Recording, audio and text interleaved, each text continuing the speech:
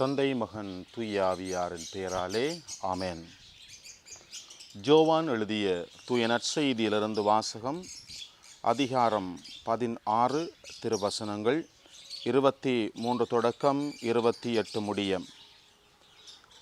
நீங்கள் என் பெயரால் தந்தையிடம் கேட்பதையெல்லாம் அவர் உங்களுக்கு தருவார் என உறுதியாக உங்களுக்கு சொல்லுகிறேன். இதுவரை நீங்கள் என் பெயரால் எதையும் கேட்டதில்லை. நீங்கள் பெற்றுக்கொள்வீர்கள், அப்போது உங்கள் மகிழ்ச்சியும் நிறைவடையும். நான் உங்களிடம் உருவகமாகவே பேசி வந்துள்ளேன், ஆனால் காலம் வருகிறது, அப்போது உருவகங்கள் வாயிலாக பேசாமல் தந்தையை பற்றி வெளிப்படையாய் எடுத்துரைப்பேன். அந்நாளில் நீங்கள் என் பெயரால் வேண்டுவீர்கள், அப்போது உங்களுக்காக தந்தையிடம் கேட்கிறேன் என நான் சொல்ல மாட்டேன். ஏனெனில் தந்தையே உங்கள் மீது அன்பு கொண்டுள்ளார். நீங்கள் என் மீது அன்பு கொண்டு என் தந்தையிடமிருந்து வந்தேன் என்று நம்புவதால் தான் தந்தையும் உங்கள் மீது அன்பு கொண்டுள்ளார். நான் தந்தையிடமிருந்து உலகிற்கு வந்தேன், இப்போது உலகை விட்டு தந்தையிடம் செல்கிறேன்.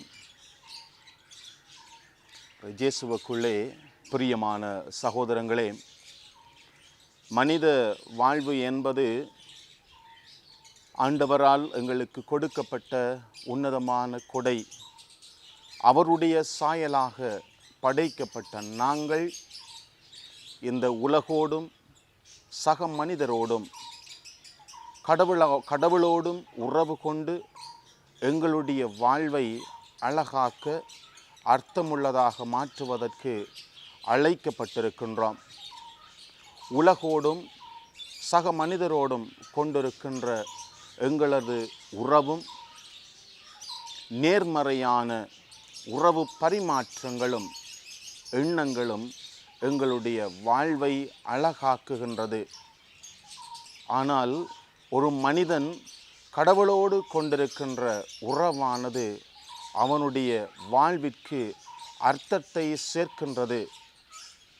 கடவுளோடு கொள்ளுகின்ற உறவு ஒவ்வொரு மனிதனுடைய வாழ்வையிலும் அர்த்தத்தை சேர்ப்பது மட்டுமல்லாமல் அவனோடு கூட வாழுகின்ற சக மனிதர்களின் வாழ்விலும் நல்ல மாற்றங்களை ஏற்படுத்தி நிற்கின்றது.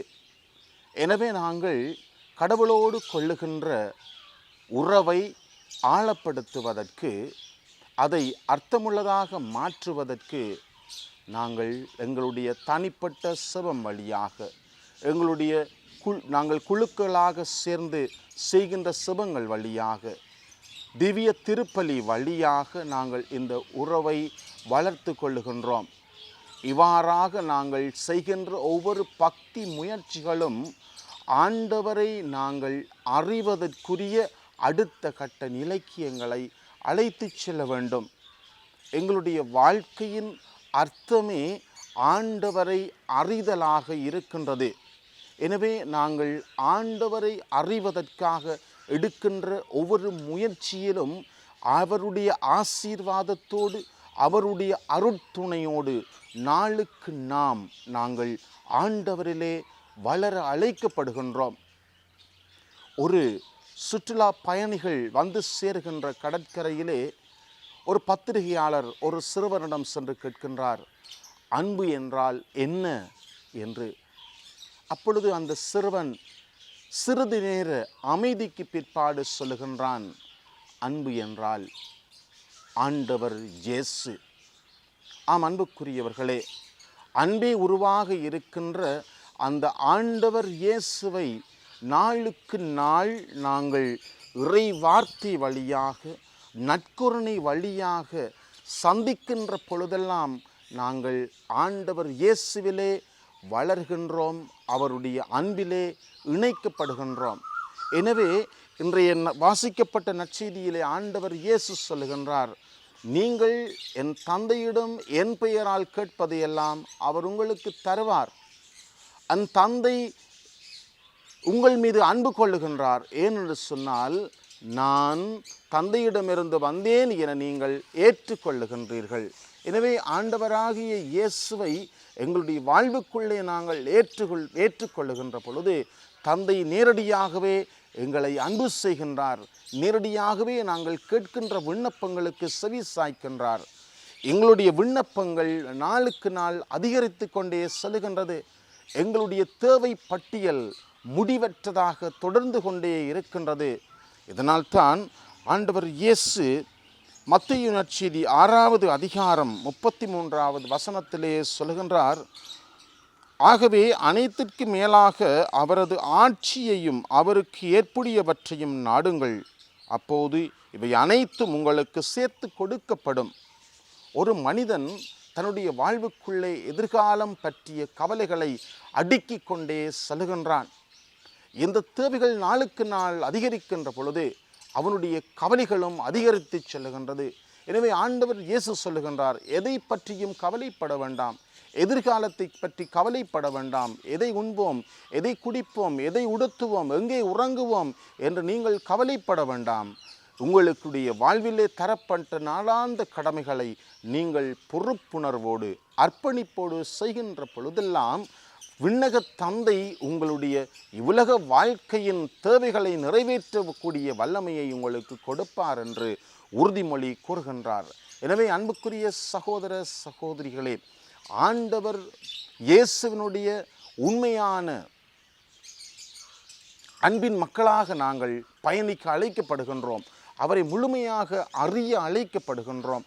அவ்வாறாக ஆண்டவர் இயேசு தந்தையிடமிருந்துதான் இங்கே உலகிற்கு வந்தார், என்னை அன்பு செய்தார், என்னை ரட்சித்தார், உயிர்த்தெழுந்தார் என்ற உண்மையை நாங்கள் ஏற்றுக்கொள்ளுகின்ற பொழுது, அதை விசுவசிக்கின்ற பொழுது, அன்புக்குரிய சகோதரங்களே, நாங்கள் விண்ணக தந்தையின் பாசத்துக்குரிய மக்களாக மாற்றமடைகின்றோம்.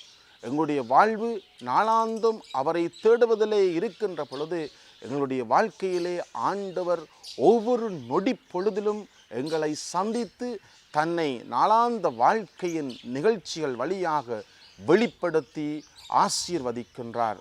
எனவே இந்த வேளையிலே ஆண்டவர் இயேசுவினுடைய வார்த்தையை பெற்றிருக்கின்ற நாங்கள் அந்த ஆண்டவர் இயேசுவை இன்னும் அதிகமாக அறிந்து கொள்வதற்கு, அவரை அன்பு செய்வதற்கு, அதன் வழியாக விண்ணக தந்தையின் பாசத்துக்குரிய மக்களாக நாங்கள் என்றும் நிலைத்து வாழ்வதற்கும், ஆண்டவர் இயேசுவினுடைய பெயரினாலே எங்களுடைய தேவைகளை, நாளாந்த விண்ணப்பங்களை, ஆன்மீக கருத்துக்களை நாங்கள் விண்ணக தந்தையிடம் எடுத்து செல்வோம்.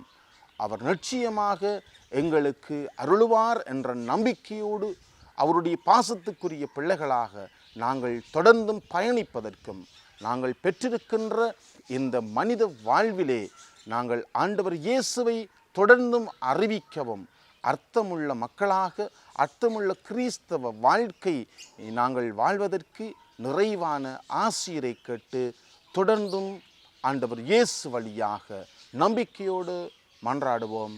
ஆமென்.